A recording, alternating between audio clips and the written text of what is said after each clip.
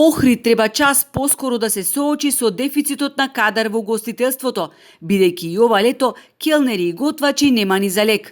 Низ годините туристичкиот сектор кај нас се покажа дека е прилично нестабилен. Секој мисли дека може да има хотел или ресторан, а некој да му аргатува за без пари. Поради тоа, голем дел од младите својот работен капацитет го продаваат на пазарите во регионов, највеќе во Хрватска. Меѓу 15.000 македонски граѓани кои ова лето заминаа е Игор Пешевски. Тој работи како готвач во еден хотел во Задар. За разлика од кај нас, Хрватска вели нуди плати повисоки од 1000 евра месечно, но и други бенефиции за сите кои се подготвени да ги покажат своите кулинарски вештини.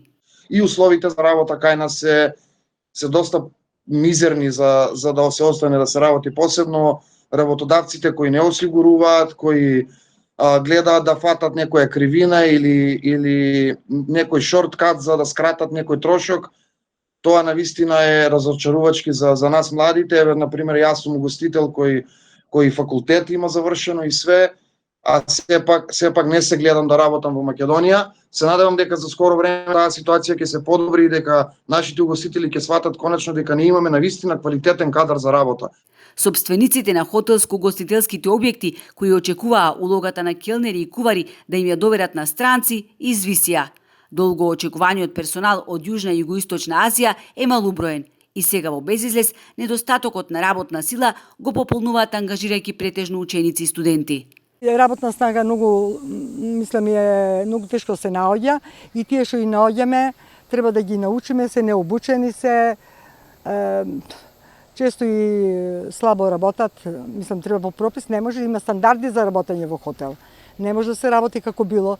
Така да, значи, акутен проблем број 1 сега во Охрид, мислам, за туризмо е работната снага. Било собарици, било келнери. Хотелерите имаат потреба од илјадници вработувања, а принудени се да импровизираат со неквалификуван кадар. Како нема интерес, секој ден имаме побарувања за келнери, шанкери, Охрид како угостителски град се соочува со вакви проблеми, меѓутоа за жал младите некако го напуштаат Охрид и одат во други држави. Има многу побарувања од различни работодавци, од различни хотели, има од сите земји, не знам, веројатно можат да надоместат одреден дел, но сепак домашната работна сила си е клучна за овие работи, за жал ја нема. Во секторот туризам во Македонија беа вработени околу 25.000 луѓе, но повеќето од нив заминаа на работа во странство, бидејќи се соочуваа со ниски плати, неисплатени часови прекумерна работа, а нивниот труд не се вреднуваше.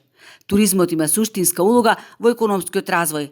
Затоа треба да се направи квалитетно јадро кој ќе создаде успешна гастрономска и угостителска приказна, велат туризмолозите.